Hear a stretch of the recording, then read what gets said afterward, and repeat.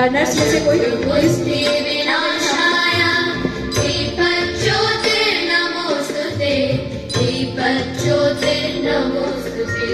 शुभं कुरु त्वं कल्याणं आरोग्यं धनसम्पदः।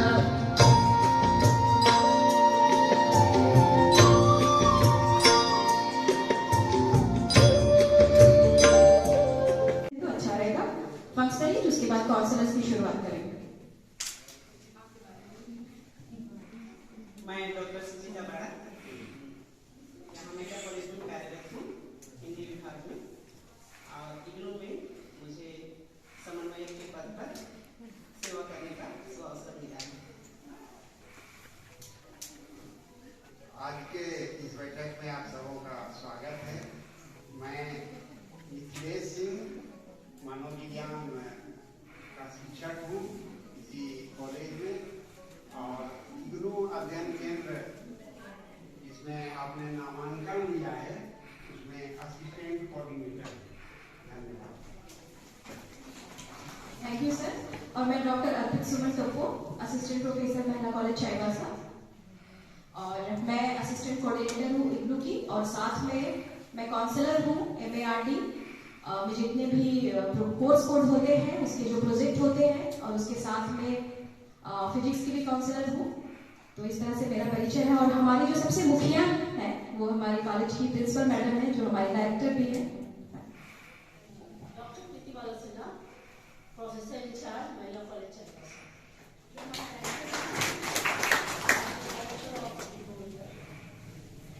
अब मैं हमारे बीच उपस्थित जो काउंसलर्स यानी कि जो आपके टीचर के रूप में आप समझ सकते हो, लेकिन इग्नू में हम काउंसलर कहते हैं, ठीक है, जो आपकी काउंसलिंग करेंगे। तो अब मैं उनसे शुरुआत करती हूँ।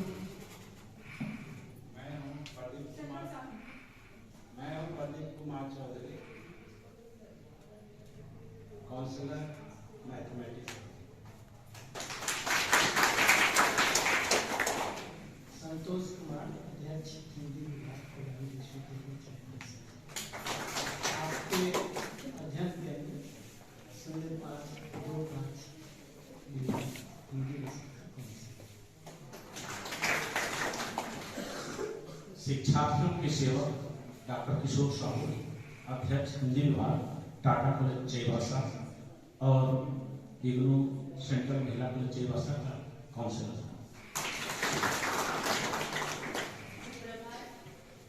मैं भी यहाँ पर BEd में विभाग में कार्यरत हूँ, और मैं संस्कृत की काउंसलर हूँ।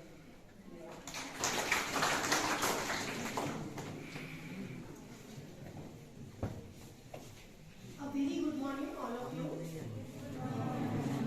Myself सुमन कुमारी, और मैं यहाँ इतिहास विभाग में कार्यरत हूँ महिला कॉलेज में, और इसके साथ ही मैं इग्नू की काउंसलर हूँ। मेरा कोड 106 है, PHIC 106 हिस्ट्री। Thank you. मैं कुमारी आरती, महिला कॉलेज में शिक्षिका हूँ। इसके साथ साथ इग्नू में CFN 3, CFN 2 and CFN 1 में। मैं फूड एंड न्यूट्रिशन की काउंसलर है। अभी हमारे बीच एक और काउंसलर आए हैं। Good afternoon everybody. मैं प्रशांत पात्रा, मैं आप लोगों को फिजिक्स का काउंसलर हूँ। फिजिक्स में 3-4 कोड हमारा है, 108, 110, 111। ये मैं आपको Preetibala ma'am, PG head professor Santosh sir, और टाटा कॉलेज हिंदी विभाग के विभाग अध्यक्ष डॉक्टर किशोर साहू, से doctor Pushpa ma'am, Dhananjay sir, home science की काउंसलर आरती मैम, मैथ्स के काउंसलर प्रदीप सर, और साइकोलॉजी के हमारे काउंसलर्स के साथ साथ हमारे यहाँ के असिस्टेंट कोऑर्डिनेटर भी हैं मिथिलेश सर, और हिस्ट्री की काउंसलर सुमन मैम, और असिस्टेंट कोऑर्डिनेटर अर्पित सुमन मैम, और यहाँ उपस्थित मेरे शिक्षार्थियों, आज की इस अभिप्रेरणा बैठक में आप सबों का हार्दिक स्वागत है, अभिनंदन है, वंदन है। आप सबों की उपस्थिति निश्चय ही हम लोगों के लिए गरिमामयी है और आज के इस पावन दिन में आप सबों ने अपनी उपस्थिति देकर ये जाहिर कर दिया है कि सचमुच में इग्नू जो दूरस्थ शिक्षा के लिए स्थापित किया गया है, काम करते हुए आप लोगों को इसमें शिक्षा लेने के लिए जो मौका दिया गया है उसको आप लोगों ने बखूबी पहचाना है और इसे लाभ लेने के लिए आप सबों की तत्परता हम सबों को दिखाई दे रही है। आप सबों की उज्जवल भविष्य के लिए मैं कामना करती हूँ। आप लोग निश्चय यहाँ आकर के लाभ लीजिए, आगे बढ़िए, यही मेरी शुभकामना है। बहुत बहुत स्वागत है और आप सबों को शुभकामना है, बधाई। Formal and non-formal learning, setting not only in school or colleges, but also before school or colleges, in other words, throughout the entire life span.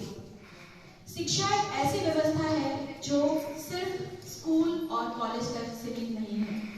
हम जीवन पर्यंत कुछ ना कुछ सीखते हैं और इग्नू का एक उदाहरण है, क्योंकि आप लोगों ने अपने स्कूल में बहुत सारी चीजें सीखी, हो सकता है बहुतों ने कॉलेज ज्वाइन किया और आज आप इग्नू के एक लर्नर के रूप में हो। तो शिक्षा के लिए यह जरूरी नहीं है कि स्कूल और कॉलेज में ही शिक्षा ग्रहण की जाए। हम जीवन पर्यंत कुछ ना कुछ सीखते हैं और इसे मैंने एजेंसीज ऑफ एजुकेशन में डाला है, जिसमें सबसे पहले मैंने फॉर्मल, जिसे हम औपचारिक शिक्षा कहते हैं, जो हम एजुकेशनल इंस्टीट्यूशंस यानी कि शैक्षिक संस्थाओं में सीखते हैं। हम सबने स्कूल कॉलेज में अपनी फॉर्मल एजुकेशन ली है। दूसरी एजेंसी होती है इनफॉर्मल एजेंसी यानी कि अनौपचारिक शिक्षा, जिसे हम अनौपचारिक रूप से अपने परिवार, अपने फ्रेंड्स या अपनी सोसाइटी के लोगों से सीखते हैं। और तीसरी एजेंसी होती है नॉन फॉर्मल, जिसे निरौपचारिक कहा जाता है। और जितने भी ओपन लर्निंग है यूनिवर्सिटीज, ये सब नॉन फॉर्मल एजुकेशन की एजेंसी में आते हैं, जिसका एग्जांपल हमने एक दिया है। अब हम आते हैं टाइप ऑफ यूनिवर्सिटी, कितनी तरह के विश्वविद्यालय होते हैं। इसे मैंने 5 भागों में डिवाइड किया है, एक बेसिक इंफॉर्मेशन के लिए, कि सबसे पहले सेंट्रल यूनिवर्सिटी होती है, केंद्रीय विश्वविद्यालय कहते हैं जिसे। फिर स्टेट यूनिवर्सिटी होती है, जैसे हमारी कोल्हान विश्वविद्यालय है, रांची विश्वविद्यालय है, ये सब स्टेट यूनिवर्सिटी है। फिर प्राइवेट यूनिवर्सिटीज होती है, जिसे हम निजी विश्वविद्यालय कहते हैं। फिर डीम्ड यूनिवर्सिटीज है, उसके बाद ओपन यूनिवर्सिटी। तो हमारा ये जो इग्नू है, Indira Gandhi national open university है, जिसे हम खुला विश्वविद्यालय या मुक्त विश्वविद्यालय कहते हैं। यहाँ पे इग्नू का फुल फॉर्म होता है Indira Gandhi national open university, known as IGNOU. या मैंने बताया कि ये ओपन यूनिवर्सिटी है, लेकिन इसे सेंट्रल यूनिवर्सिटी का भी दर्जा मिल चुका है। Is a central university located at new Delhi, जिसका हेडक्वार्टर मुख्यालय नई दिल्ली में है।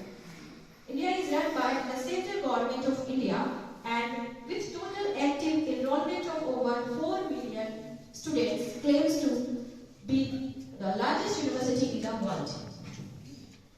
इग्नू जिसका हेडक्वार्टर न्यू दिल्ली में है और ये सेंट्रल गवर्नमेंट ऑफ इंडिया की ओर से संचालित है, जिसमें total active enrolment of student 4 million है। 4 मिलियन को हम यदि लाख में कन्वर्ट करेंगे तो 40 लाख होंगे और यह विश्व का सबसे बड़ा विश्वविद्यालय है। और इस विश्वविद्यालय में आप लोगों ने अपना एनरोलमेंट लिया है, तो आप लोगों का हार्दिक अभिनंदन है, स्वागत है कि आप विश्व के सबसे बड़े विश्वविद्यालय में जुड़ गए हैं। IGNOU was founded to serve the Indian population by means of distance and open education, providing quality higher education opportunities to all segments of the society. यह सोसाइटी के, समाज के सभी वर्गों के लिए है। इसे सीमित नहीं किया गया है कि आप एजुकेशन ले सकते हैं या नहीं ले सकते हैं। या सोसाइटी के प्रत्येक वर्ग के लिए है। जो कामकाजी लोग हैं, जो कहीं नौकरी कर रहे हैं, वो भी इसमें एजुकेशन ले सकते हैं। जिनकी शादी हो गई है और उसके बाद वो अपनी पढ़ाई पूरी नहीं कर पा रहे हैं फॉर्मल तरीके से, वो इसमें एजुकेशन ले सकते हैं।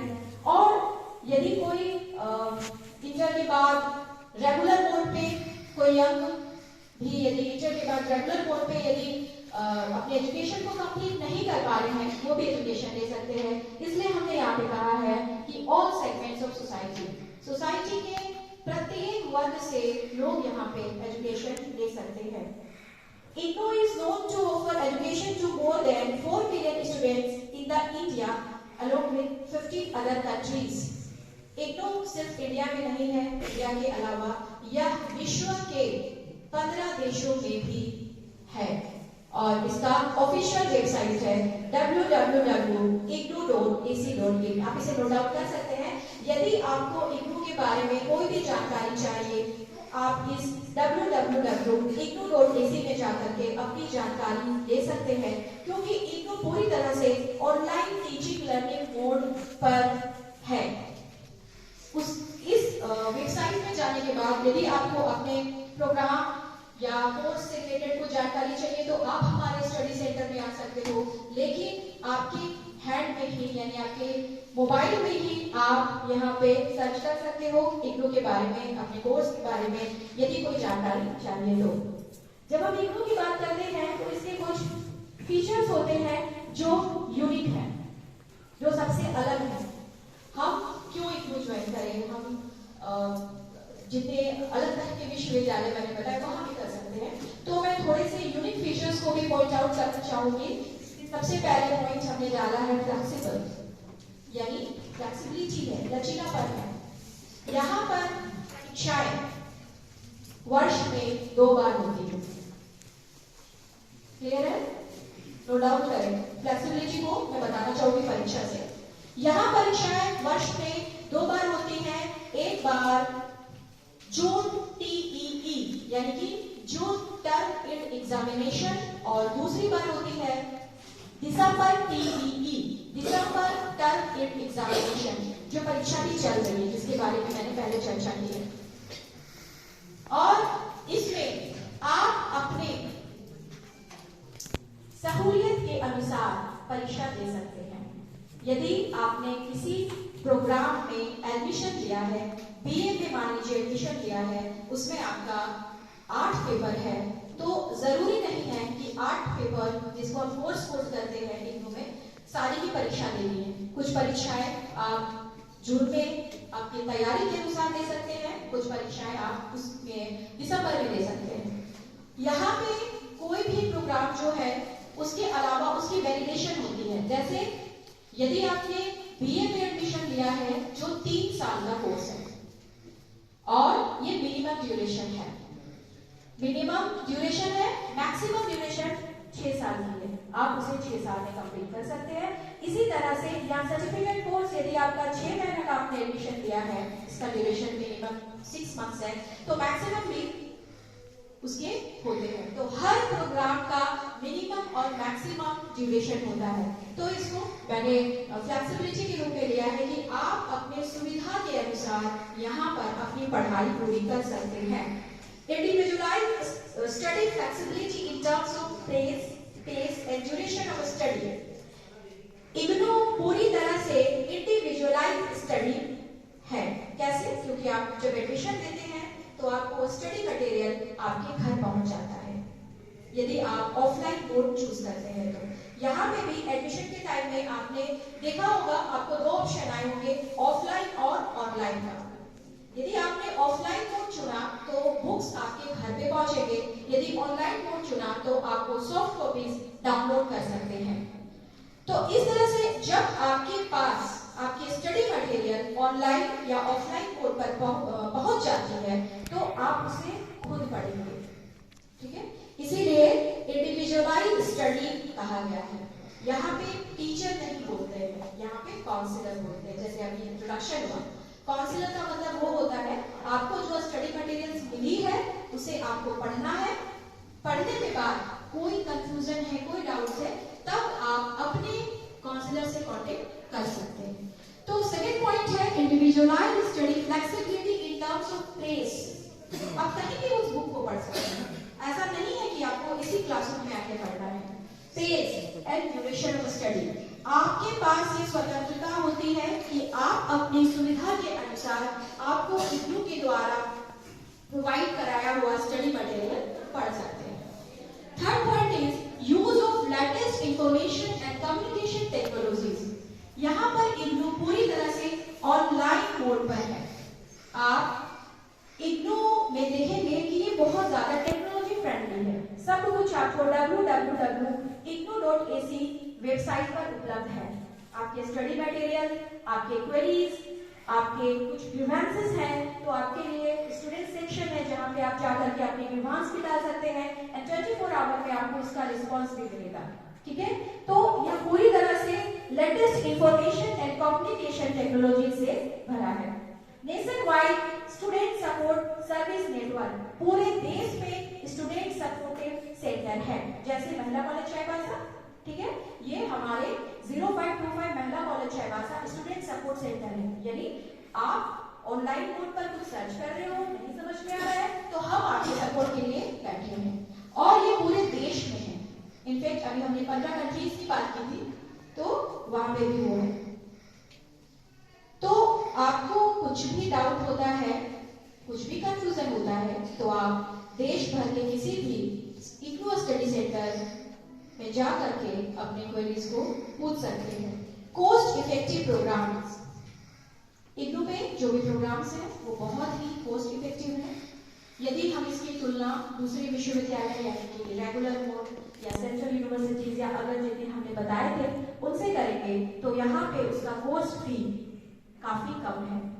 एक एग्जांपल देना चाहूंगी जो काफी आज के डेट पे है, वो है MARD। बहुत लोग करते हैं PGDRD, MARD।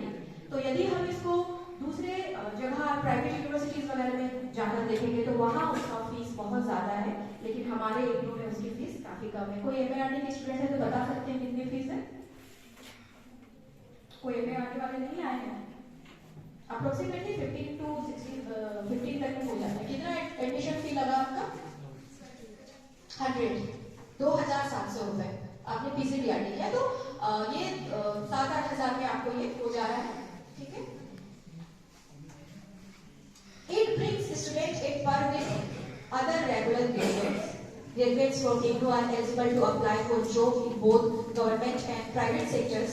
Also, they are eligible to apply for various UPSC, SSC and BANK examination. हमारे मन में ये भी शंका होती है, बहुत सारे लोग हमसे ये भी पूछने आते हैं कि इग्नू से डिग्री ले रहे हैं, क्या ये वैलिड है? दिमाग में ये क्वेश्चन भी होता है। तो ये एकदम वैलिड है। जिस तरीके से आप दूसरे विश्वविद्यालय से कोई डिग्री ले रहे हैं तो उसी तरह से इसकी भी मान्यता है और ये गवर्नमेंट और प्राइवेट सेक्टर दोनों के क्षेत्र में वैलिड है। साथ में आप सर्विस कमीशन जो होते हैं उसमें भी इग्नू से ग्रेजुएशन करने के बाद भाग ले सकते हैं।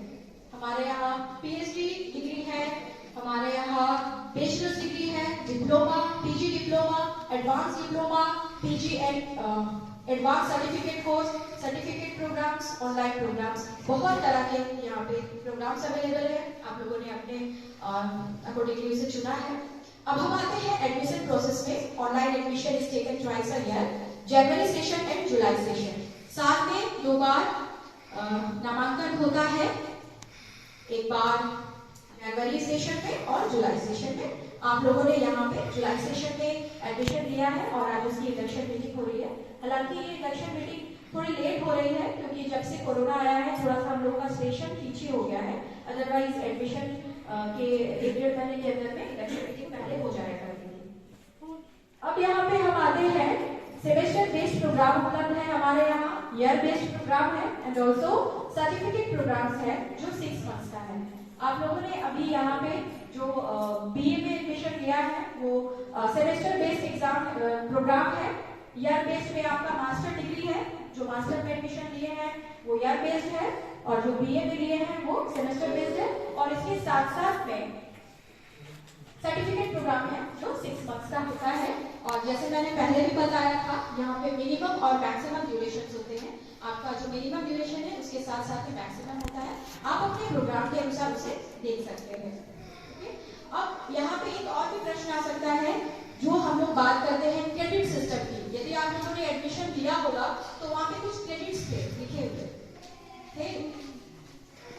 आप लोगों ने नोटिस किया कि जब आपने अपना एडमिशन लिया तो वहाँ पे बीए के लिए इतना क्रेडिट है, यदि हमने मास्टर के लिए लिया है एडमिशन तो इतना क्रेडिट है, ऐसा कुछ क्रेडिट आप लोगों ने देखा? यस और नो?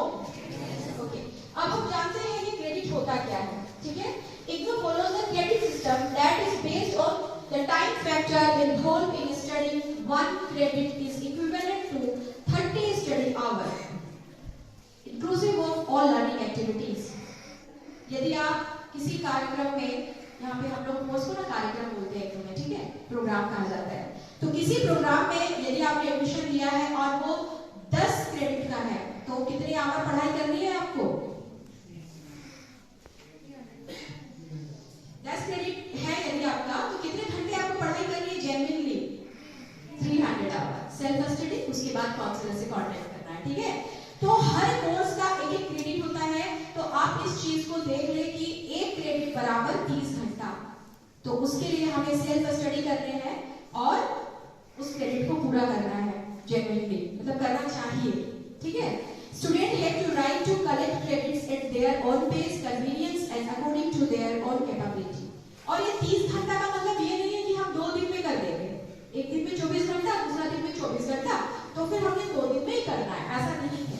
ठीक है, आप अपने पेस, कन्वीनियंस एंड कैपेबिलिटी के अकॉर्डिंग उस क्रेडिट को पूरा करेंगे। ठीक है, study material Saint from IGNOU Delhi. आपके स्टडी मटेरियल IGNOU दिल्ली से भेजे जाते हैं। कितनों के मिल गए? 1 2, ठीक है, चलिए 50% के भी नहीं मिले हैं, मिल जाएंगे। और आप लोगों के पास सुविधा उपलब्ध है, आप चेक कर सकते हैं कि कौन सा आपका जो स्टडी मटेरियल है वो कहाँ है, उसकी प्रोजेक्ट स्टेटस क्या है। उसके लिए ये बताया जाएगा कि आप कैसे चेक कर सकते हैं कि आपका स्टडी मटेरियल क्यों नहीं पहुंचा है या कब तक पहुंचेगा, कितने दिन में पहुंचेगा, या क्या प्रॉब्लम है। वो मेरे बाद जो आएंगे वक्ता वो बताएंगे कि किस तरह से हम उसे चेक कर सकते हैं, वो भी ऑनलाइन मोड पर आप लोग चेक कर सकते हैं। Counselling sessions are conducted in IGNOU में काउंसलिंग सेशन होता है, जैसा कि मैंने बताया, या टीचर्स नहीं होते हैं और क्लासेस नहीं होती है। ठीक है, यहाँ पे काउंसलर्स होते हैं और उनकी काउंसलिंग सेशन होती है। यानी आपको क्रेडिट के हिसाब से पढ़ना है, पढ़ने के बाद कोई डाउट है तो नॉट मैंडेटरी कि आप आएंगे ही काउंसलिंग सेशन में, ये आपके ऊपर डिपेंड करता है। आपको यदि कोई क्वेरीज है, कुछ डाउट्स है, तो आप उसमें अटेंड कर सकते हैं।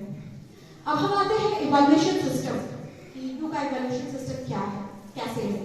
IGNOU का इवैल्यूएशन 2 तरह से होता है, through assignment and term in exam, जिसके बारे में भी विस्तार से मैं चाहूंगी कि हमारे बाद वाले बताएंगे, बस थोड़ा बता देती हूँ। असाइनमेंट्स के क्वेश्चंस आपको करने होते हैं, कुछ क्वेश्चंस मिलते हैं और उसका आंसर लिख करके आपको अपने स्टडी सेंटर में, या आपका स्टडी सेंटर 0525 है, वहां पे आपको सबमिट करना है और वहां से आपका इवैल्यूएशन होगा। देन जैसे मैंने बताया था कि जून और दिसंबर में परीक्षा होती है, वो परीक्षाएं आपको देनी है। इसका रेशियो क्या है? असाइनमेंट में 30 to 25% आपका मार्क्स लगता है। ठीक है, यानी कि आपको अच्छे से असाइनमेंट लिखनी है, ये आपकी अपनी चीज है। जितने अच्छे से आप असाइनमेंट्स लिखोगे आपको उतने अच्छे नंबर आएंगे। और एग्जाम भी अच्छे से देनी है, जो 80 to 70% आपको एग्जाम पे वो वेटेज होता है उसका, जिसकी परीक्षा अभी दिसंबर में चल रही है। ठीक है, तो इस तरह से इवैल्यूएशन सिस्टम होता है IGNOU में। असाइनमेंट्स में है, it is a part of continuous evaluation and helps in assessing the progress of learners in their studies. It is a compulsory component. Assignment compulsory component है। ठीक है, assignment for all courses are available on IGNOU website. Assignment यानी कि questions, set of questions, सवाल उसमें रहते हैं। आप IGNOU की वेबसाइट जो दी हुई है www.ignou.ac.in, उसे डाउनलोड करके प्रिंट आउट कीजिएगा और A4 साइज पेपर में आप उसको लिखिएगा और सबमिट कीजिएगा। तो इस तरीके से आप असाइनमेंट को डाउनलोड करके कर सकते हैं। You can use A4 size paper for writing the answer in your own handwriting. आपको A4 साइज पेपर में अपनी हैंडराइटिंग में असाइनमेंट सबमिट करने हैं। You must leave margin from all sides. आपको मार्जिन छोड़ने हैं। सबको स्कूल की याद आ रही होगी, सिस्टम वही है। आपको मार्जिन छोड़ने हैं ताकि आपके जो इवैल्यूएटर है उसमें कुछ रिमार्क दे सके, मार्क्स दे सके। Your assignment response must have a cover page having your enrollment number, course code, program code, name and address etc. ये बहुत इंपॉर्टेंट चीज है, कवर पेज, जिसमें आपको अच्छी तरह से आपका enrollment नंबर, आपका course code, programme code, name और एड्रेस डालना है। क्योंकि यदि आप असाइनमेंट अच्छे से भी लिखेंगे और ऊपर का इंफॉर्मेशन जो आपका रहेगा इंफॉर्मेशन, तो फिर उसका कोई फायदा नहीं होगा। इसलिए आपको असाइनमेंट रिस्पॉन्स को अच्छी तरह से एड्रेस करना है। फिर है latest assignment that available on the website. और जो आपने अभी जुलाई 2022 में एडमिशन लिया है, तो जो लेटेस्ट असाइनमेंट होगा आपका वो वेबसाइट में आपको मिल जाएगा। अब आता है असाइनमेंट जमा कब करें। आपने एडमिशन जुलाई में लिया है ना। तो ईयर बेस्ड प्रोग्राम के लिए ईयर बेस्ड प्रोग्राम कौन सा होगा? MA, ठीक है, और diploma, PG diploma year based programme है। इसका जनवरी सेशन के लिए होता है, सितंबर से अक्टूबर, और आप हो जुलाई सेशन। आप जुलाई सेशन हो ना, जुलाई 2020 जो है, तो आपका मार्च टू अप्रैल। तो आपको कब जमा करना है? मार्च टू अप्रैल 2023, ठीक है। आपने जुलाई 2022 में एडमिशन लिया है, तो आपको जमा करना है कब? अप्रैल 2023, ठीक है, नोट डाउन कीजिए। और जो सेमेस्टर बेस्ड प्रोग्राम है, बीए वाले सेमेस्टर बेस्ड प्रोग्राम, उसका जो डेट है जनवरी सेशन का March two April, and July session आप लोगों का सितंबर टू अक्टूबर। लेकिन हम लोग कोरोना के कारण से थोड़ा पीछे चल रहे हैं, तो उसका डेट जो है आपको लेटेस्ट कब करना है वेबसाइट पे मिल जाएगा, ठीक है। ये हम लोगों ने एक जनरल प्रेजेंटेशन दिया है, ये होता है लेकिन अभी थोड़ी लेट हो गई है, इसीलिए जो लेटेस्ट अपडेट होगा, क्योंकि अभी आपको बुक भी नहीं आई है और सितंबर अक्टूबर बीत गया, नाउ वी आर इन दिसंबर, तो वो हम देख लेंगे आप लोग कि इसका लास्ट डेट कब है। अब हम रैपिड एग्जाम को थोड़ा ब्रीफ करना चाहेंगे। Learner become eligible for the term exams after completion of the term.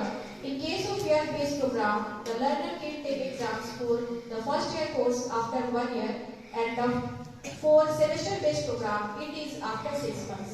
जो year-based program है, उसको 1 साल के अंदर आप एलिजिबल हो जाते हो एग्जाम देने के लिए, टर्म के एग्जाम के लिए, और जो सेमेस्टर बेस्ड है वो 6 महीने के बाद एलिजिबल हो जाते हैं एग्जाम देने के लिए, ठीक है। जो बीए वाले हैं, आपका सेमेस्टर है, तो सेमेस्टर 6 महीने का होता है, तो वो जो 6 महीना हो जाएगा तो आप एग्जाम देने के लिए एलिजिबल हो जाते हो।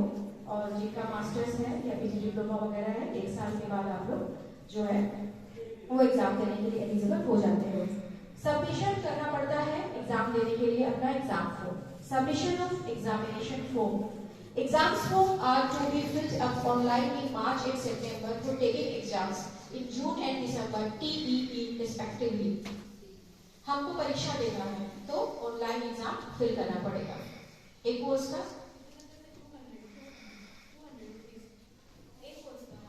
तो कोर्स कोड वाइज यहाँ पे फी पेमेंट करनी पड़ती है। एक कोर्स कोड का या एक पेपर का 200 रुपए होता है। आपको परीक्षा देनी है तो आपको परीक्षा से पहले ऑनलाइन एग्जाम फॉर्म फिल करने पड़ेंगे, एक पेपर का 200 रुपए, जिसे हम कोर्स कोड कहते हैं, ठीक है।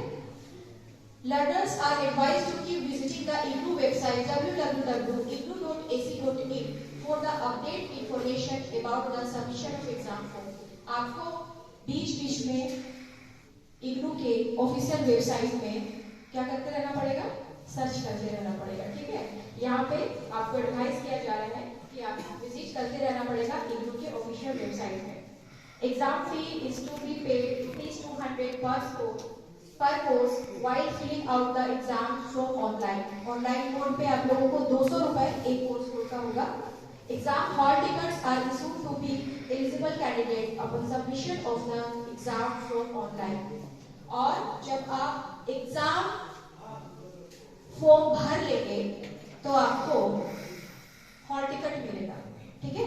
और ये हॉल टिकट आपको डाउनलोड करना है एग्जाम के पहले, और ये 7 दिन पहले डाउनलोड कर सकते हैं। और जब एग्जाम देने के लिए आएंगे तो हॉल टिकट और अपना स्टूडेंट आइडेंटिटी कार्ड जरूर से लेकर आएंगे। जब एग्जाम देने आएंगे 2 चीजें एकदम लानी है, हॉल टिकट और अपना स्टूडेंट आईडी कार्ड, जो आप लोग एडमिशन के बाद अपडेट करते हो।